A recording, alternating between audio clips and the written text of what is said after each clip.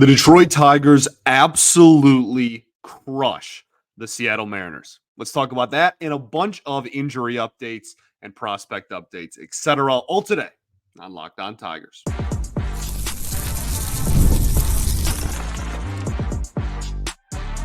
You are Locked On Tigers, your daily Detroit Tigers podcast. Part of the Locked On Podcast Network, your team every day. What is up, everybody? Welcome back to another edition of Locked On Tigers. I'm, of course, your host, Scott Bentley. Today is Wednesday, August 14th, 2024. Thank you so much for making Locked On Tigers your first listen every single day. We are free and available wherever you get your podcasts, including YouTube. Part of the Locked On Podcast Network, your team every day. This episode is brought to you by Prize Picks, the easiest and most exciting way to play daily fantasy sports. Just go to prizepicks.com/LockedOnMLB and use code all lowercase LockedOnMLB for a first deposit match up to $100. Welcome in, welcome all. The Detroit Tigers just absolutely stomped the Seattle Mariners on Tuesday night by a score of 15-1. A 15-1 final. Don't see that too terribly often. The Tigers recorded 21 hits, only had one walk on the day. So 22 base runners. They absolutely crushed in every situation. Runners on, runners not on, 2 outs, no outs. It didn't matter. The Detroit Tigers were all over everything the Mariners were throwing out there pretty much the entire outing. Between the third and the fourth inning alone, the Tigers scored 10 runs, but then they still scored 5 runs outside of just those 2 innings. Fantastic day at the office for your Detroit Tigers. And I think the nice thing about this one specifically, aside from just the fact that you won in blowout fashion, it's always nice to have a low-stress ball game.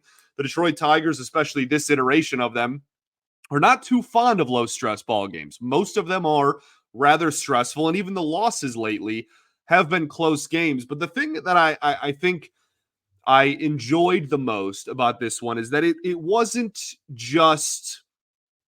Do you remember earlier in the season? I think it was June.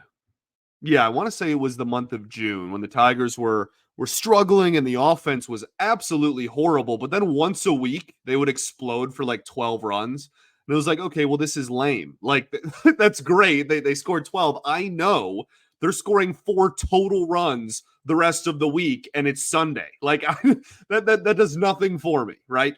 And I think that this has a slightly different feel to it. Now, they're obviously, I'm not trying to tell you that they're going to score 15 runs. I say it all the time. There are a lot of games, not a lot.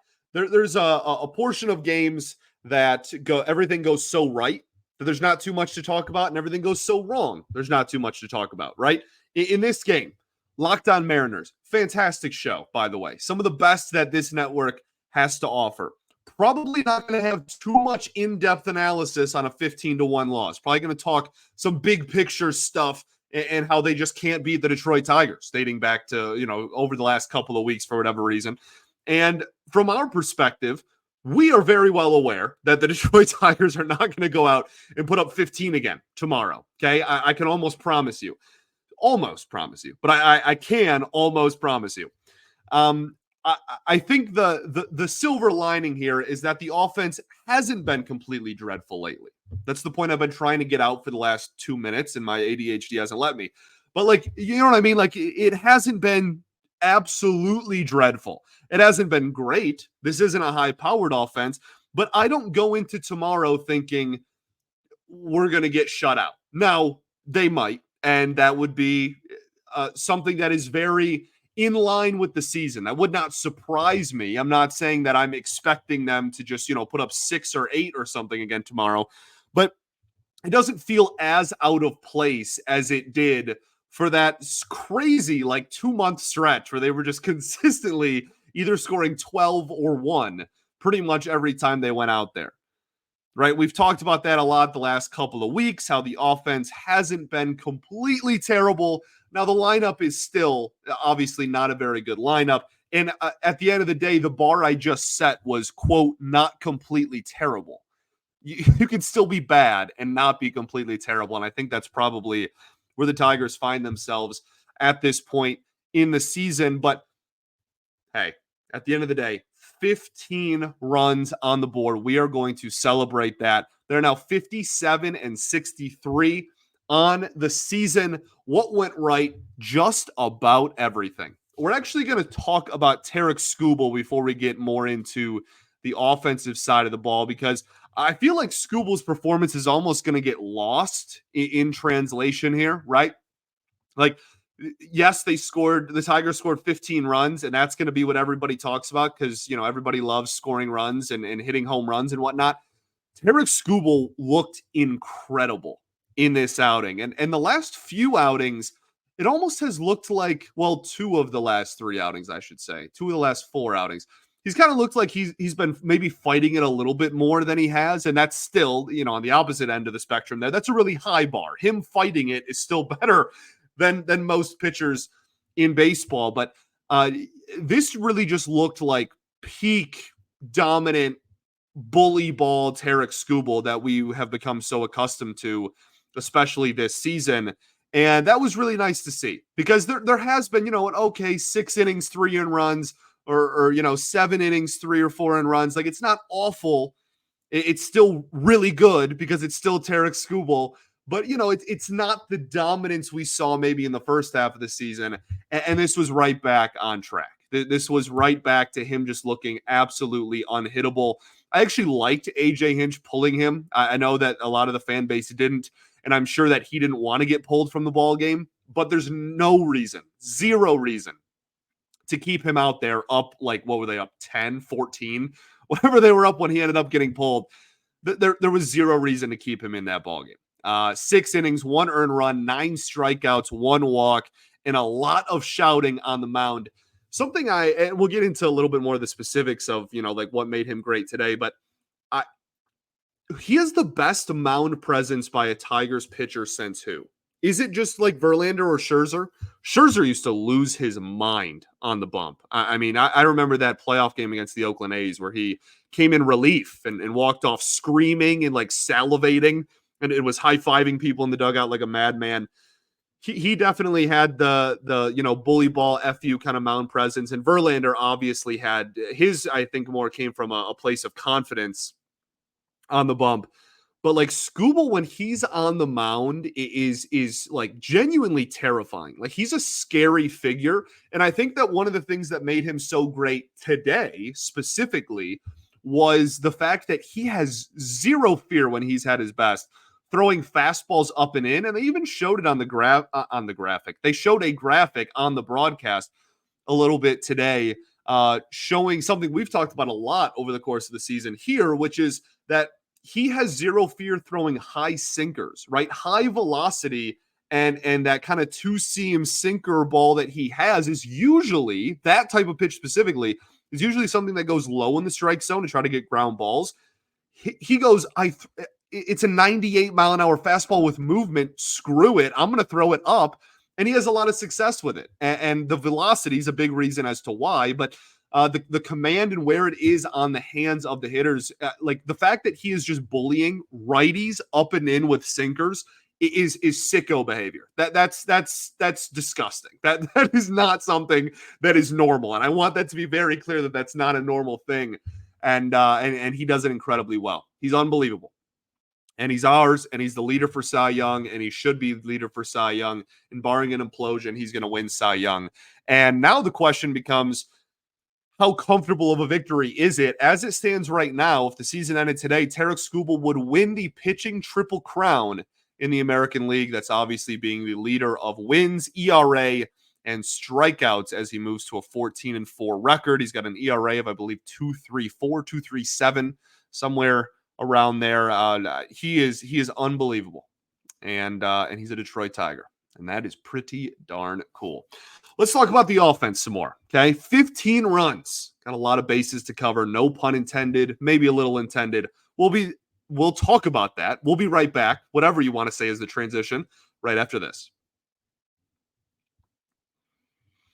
Got to talk to y'all today about our friends over at Liquid IV, because baseball and summer go together like Liquid IV and indulgent hydration.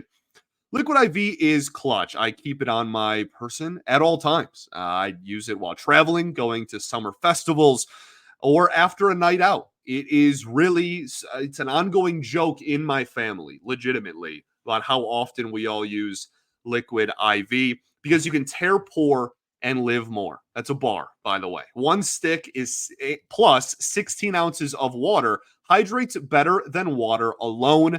They have LIV Hydroscience that optimizes the ratio of electrolytes, essential vitamins, and clinically tested nutrients that turn ordinary water into extraordinary hydration.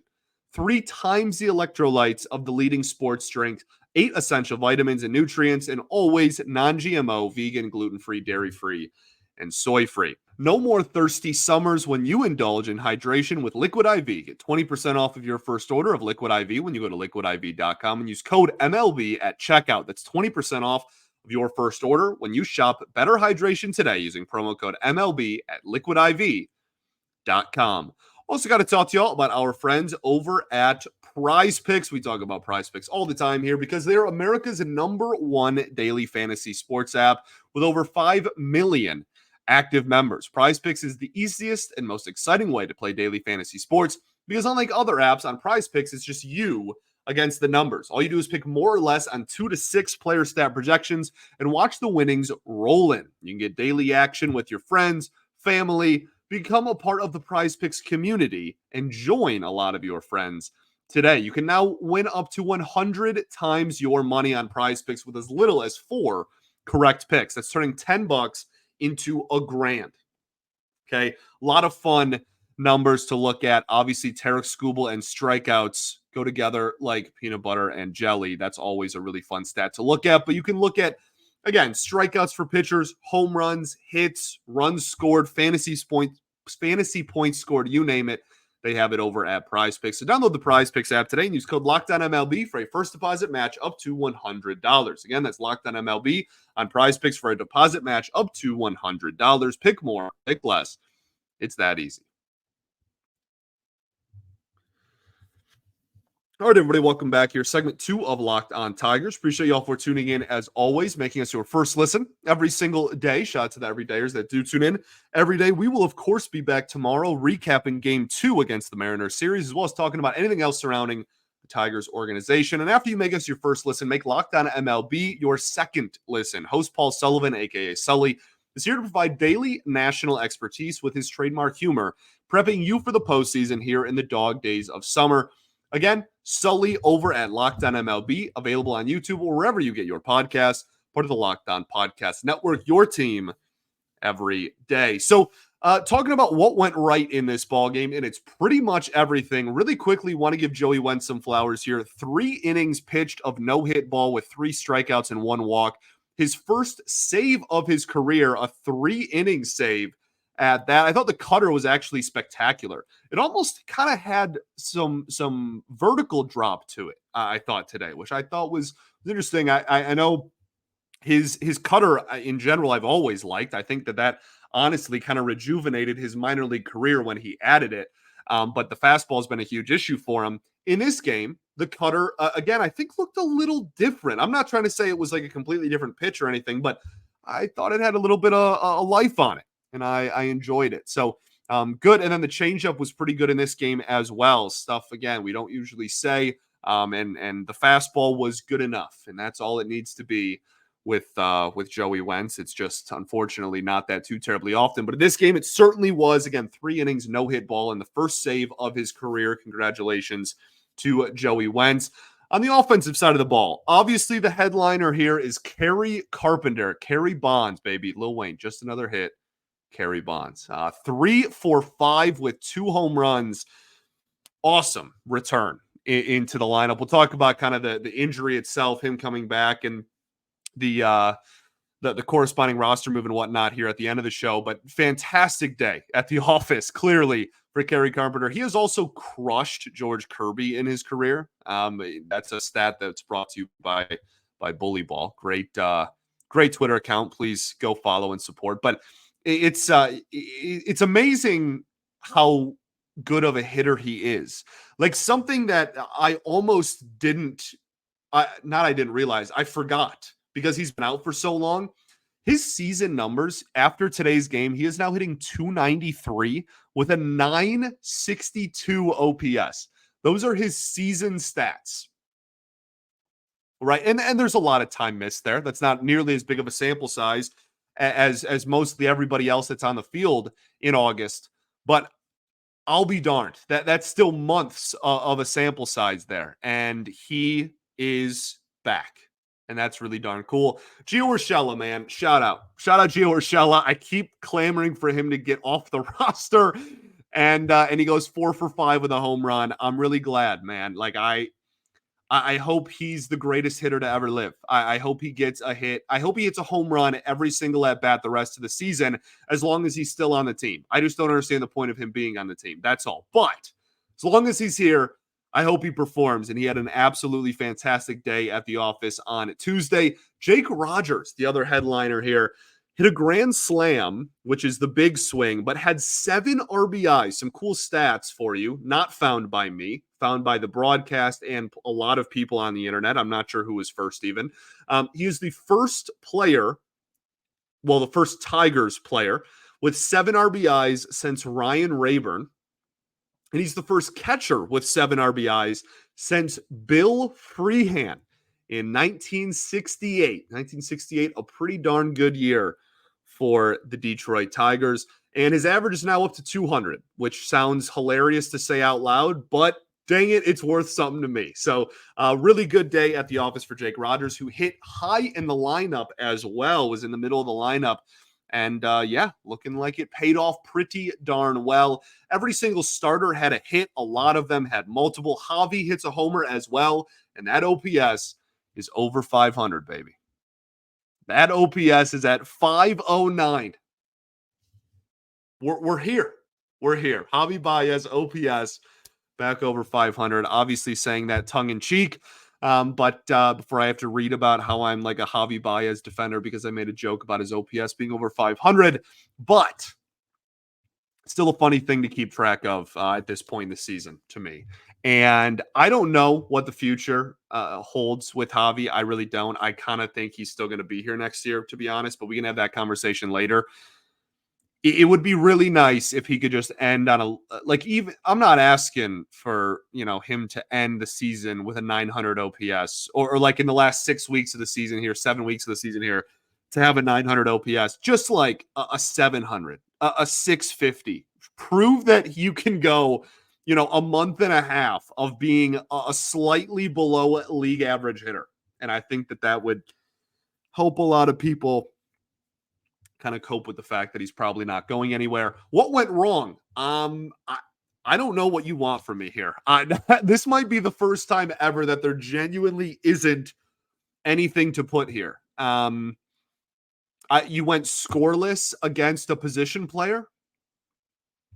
I guess like Rivas was on the bump and you didn't score a run against a position player. Do I care? No, you put up 15. Akil Baddoo pinch hit for Javi and came in just to face a position player and didn't get a hit. I guess that, Akil Baddoo's been struggling at the plate this year, and that's not awesome. I don't think anything went wrong, I guess is the point I'm trying to articulate here in the picture I'm trying to paint. I don't think this was an incredible ball game. You had incredible pitching. You had incredible offense against an incredible pitcher. You put up 11 runs against George Kirby, who's one of the better young pitchers in this sport, certainly in the American League. It's the best rotation in baseball, and you just put up 11 on one of their better guys. Fantastic. Absolutely fantastic. Let's talk stuff, okay? We'll do that right after this. Got to talk to you all today about our friends over at Ibotta. It's summertime, which means it's barbecue season. You can stock up on all your grilling favorites and earn cash back on every purchase when you use Ibotta, so you won't have to choose between burgers or hot dogs. You can simply get both. Ibotta is a free app that lets you earn cash back every time you shop. Look, you can earn on hundreds of items from groceries to beauty supplies, even toys, so you can make sure you're beating inflation no matter what you're purchasing. The average Ibotta user earns $256 per year. That could cover the cost of an entire shopping trip. that flight you've been eyeing, or a fancy dinner that you've been craving. Other apps give you points that don't really amount to too much. With Ibotta, you earn cash back that can withdraw from your bank account, PayPal, or gift cards. Simply add the offers in the app, upload your receipt, and voila, the money is all yours. So it's time you joined over 50 million users who use Ibotta and earn cash back every time they shop. Right now, Ibotta is offering listeners $5 just for trying Ibotta using code LOCKDOWNMLB when you register. Just go to the App Store or Google Play Store and download the free Ibotta app and start earning cash back and use code LOCKDOWNMLB. That's IBOTTA in the Google Play or App Store and use code LOCKDOWNMLB. Also got to talk to you today about our friends over at eBay Motors. Passion, drive, and patience is the formula for winning championships and also what keeps your ride or die alive. eBay Motors has everything you need to maintain your vehicle and level it up to peak performance. Superchargers, roof racks, exhaust kits, LED headlights, and so much more. Whether you're into speed, power, or style, eBay Motors has got you covered with over 122 million parts for your number one ride or die. You'll always find exactly what you're looking for, and with eBay Guaranteed Fit, your part is guaranteed to fit your ride every time or your money back. Because with eBay Motors, you're burning rubber, not cash. With all the parts you need and all the prices you want, it's easy to make your car the MVP and bring home huge wins. So keep your ride or die alive at ebaymotors.com. Eligible items only. Exclusions apply. eBay Guaranteed Fit is only available to U.S. customers. All right, everybody, welcome back here. Third and final segment of Locked On Tigers. I appreciate you all so much for tuning in, as always, after a 15-1 victory. And, of course, we'll be back tomorrow. So let's talk stuff. Kerry Carpenter back in the lineup, obviously 2 home runs, as we talked about. Ryan Vilade, the casualty on the roster there. He is sent back down to AAA. Riley Greene is starting his rehab assignment on Thursday. He ran the bases. Everything looked good. It felt good. 2 thumbs up. We're pumped.